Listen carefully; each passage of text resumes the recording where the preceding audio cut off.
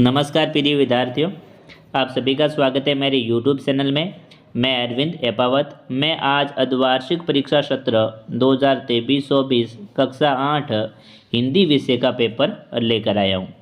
आप सभी को पता है कि आपके अर्धवार्षिक एग्ज़ाम चल रहे हैं, तो एग्ज़ाम की दृष्टि से ये जो हिंदी का पेपर है ये सबसे इम्पोर्टेंट पेपर है। तो दोस्तों, मैं आपका ज़्यादा टाइम नहीं लूँगा क्योंकि एग्ज़ाम चल रहे हैं, आपको और भी विषय की तैयारी करनी होगी। तो मैं स्टार्ट करता हूँ पेपर जल्दी से। तो सबसे पहला क्वेश्चन पूछा है यहाँ पर अपशब्द वाला। लेखक बदलू को कहा करता था, क्या कहा करता था? क केंद्र मामा, ख केंद्र काका, ग केंद्र सासा, घ केंद्र दादा। तो इस क्वेश्चन का जो राइट आंसर है वो क्या हो जाएगा? ख ऑप्शन हो जाएगा। बदलू है वो लेखक को क्या कहा करता था? काका कहा करता था। सेकंड क्वेश्चन पूछा है यहाँ पर, लेखक ने बस कंपनी के हिस्सेदार को देखा, तो किस भाव से देखा था? क केंद्र क्रोध के भाव से, ख केंद्र दया के भाव से, ग केंद्र व्यंग्य के भाव से, घ केंद्र श्रद्धा के भाव से। तो यहाँ पर जो राइट आंसर है वो क्या हो जाएगा? घ ऑप्शन हो जाएगा। लेखक ने बस के हिस्सेदार को किस भाव से देखा था? श्रद्धा के भाव से देखा था। तो यहाँ पर घ ऑप्शन आपको भर देना है। अगला क्वेश्चन है तीसरा है, वेरी वेरी इंपॉर्टेंट क्वेश्चन है। दीवानों को बंधनों में बांधा था, किसने बांधा था? क केंद्र उनके मित्रों ने, ख केंद्र अंग्रेजों ने, घ केंद्र उन्होंने स्वयं ही, और घ केंद्र मस्त लोगों ने। तो यहाँ पर राइट आंसर है वो क्या हो जाएगा? ग ऑप्शन हो जाएगा। उन्होंने स्वयं ही अपने को बंधनों में बांधा था। तो यहाँ पर आपको ग ऑप्शन भर देना है।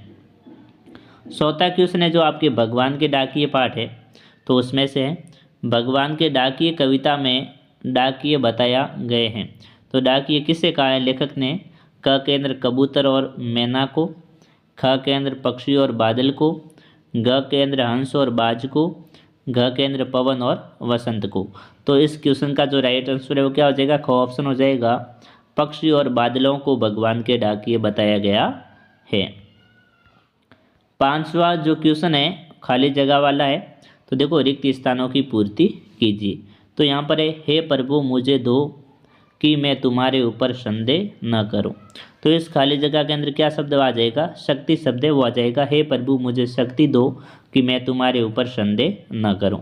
छठी खाली जगह है, मोल करो का पड़ा रहने दो मयान। तो यहाँ पर देखो दो शब्द है, तलवार और कटार। तो इसके अंदर क्या आ जाएगा? खाली जगह के अंदर तलवार शब्द आ जाएगा। मोल करो तलवार का पड़ा रहने दो महान। इस प्रकार से ये लाइन बन जाएगी। अगली खाली जगह है, ये भी वेरी वेरी इंपॉर्टेंट खाली जगह है। पानी परात के हाथ सुओनी के जल सू पग दोए। तो यहाँ पर बारिश या नैनन, तो ये कृष्ण और सुदामा वाले पाठ से ली गई है।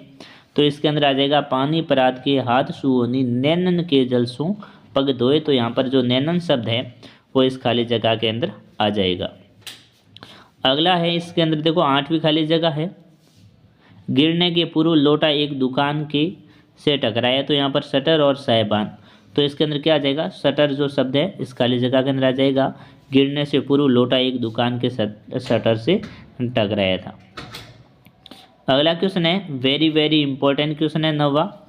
निम्न प्रश्नों के उत्तर लिखिए। तो ये आपके अति लघुतरात्मक क्वेश्चन हो जाएंगे जो आपके दो दो अंक के रहने वाले हैं। तो देखो नौवा क्वेश्चन है, दूध की तुलना में श्री कृष्ण कौन से खाद्य पदार्थ को अधिक पसंद करते थे? तो इस क्वेश्चन का आंसर हो जाएगा, दूध की तुलना में श्री कृष्ण मक्खन और रोटी को अधिक पसंद करते थे। जो भगवान कृष्ण है वो खाने के अंदर मक्खन और रोटी को सबसे ज़्यादा पसंद करते थे, दूध को इतना पसंद नहीं करते थे। 10वां क्वेश्चन है वेरी वेरी इंपॉर्टेंट है, बूंद पानी कैसे और कब बनी थी? जो बूंद थी वो पानी किस प्रकार से बनी थी? जब बर्फ के रूप में फिसलती हुई बूंद समुद्र में जा मिली और गर्म धारा में मिलने से पिघलकर पानी बन गई। इस प्रकार से आप इस क्वेश्चन का आंसर लिखोगे। 11वां क्वेश्चन है, ये भी इंपॉर्टेंट क्वेश्चन है, ये आपके बाज वाले पार्ट से लिया गया है। बाज के लिए लहरों ने गीत क्यों गाया था? तो इसका आंसर लिखोगे, बाज के साहस वीरता और बहादुरी से प्रभावित होकर ही लहरों ने उसके लिए गीत गाया था। जो अगले क्वेश्चन है जो आपके व्याकरण वाले क्वेश्चन रहने वाले हैं। 12वां क्वेश्चन है, उपसर्ग किसे कहते हैं? तो ये देखो आसान सा क्वेश्चन है, आपको उपसर्ग की परिभाषा पता होनी चाहिए और इसका एक विपरीत होता है, वो होता है प्रत्यय, उसकी भी परिभाषा आपको आनी चाहिए। तो उपसर्ग किसे कहते हैं? उपसर्ग वे शब्दांश हैं जो किसी शब्द के पूर्व या पहले जुड़कर उसके अर्थ में परिवर्तन ला देते हैं या उसके अर्थ को पूरी तरह बदल देते हैं, उसे क्या कहते हैं? उपसर्ग कहते हैं। 13वां क्वेश्चन है, वो भी आपके व्याकरण का एक क्वेश्चन है, लिंग के भेद बताइए। तो यहाँ पर आपको लिंग के प्रकार बताने हैं। तो लिंग के कितने भेद होते हैं? 2 भेद होते हैं, एक तो पुल्लिंग और एक स्त्रीलिंग।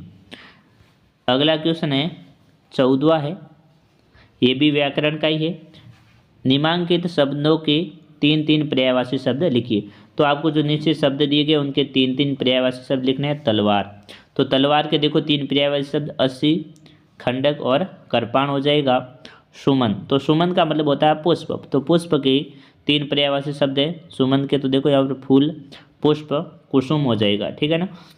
अगला क्वेश्चन है 15वां, ये आपके पाठ्य पुस्तक में से वापस क्वेश्चन आ गए जो आपके 4 अंक के रहने वाले हैं।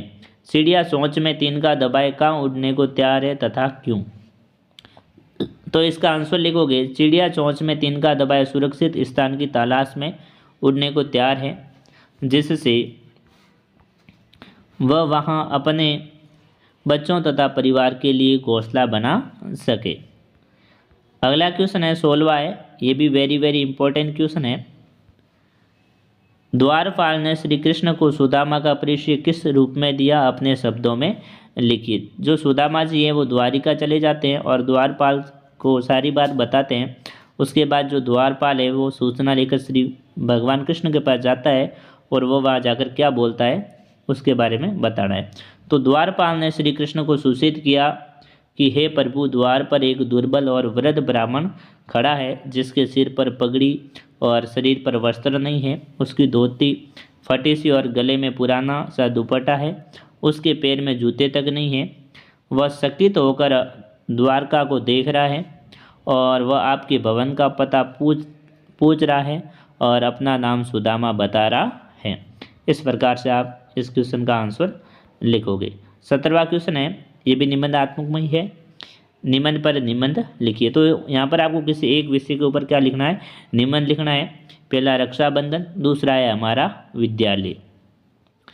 अगला जो लास्टवा क्वेश्चन है, अपने प्रधानाध्यापक को प्रार्थना पत्र लिखो, घर पर जरूरी काम हेतु। तो दोस्तों जो ये प्रार्थना पत्र है ये तो ज़्यादा मैं इसको इम्पोर्टेंट इतना नहीं मानता हूँ। इसके अलावा एक टीसी के ऊपर प्रार्थना पत्र आपको विशेष तौर पर याद होना चाहिए। दूसरा आपको जो प्रार्थना पत्र है वो शुल्क मुक्ति, ये 2 प्रार्थना पत्र आपको जरूर याद होने चाहिए। ये 2 प्रार्थना पत्र आपकी जो अर्धवार्षिक एग्जाम के अंदर आने को पूरे के पूरे चांसेस हैं।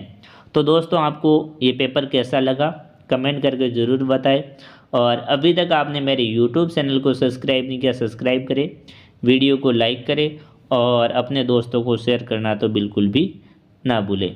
मिलते हैं अगले वीडियो में, तब तक के लिए जय हिंद, जय भारत।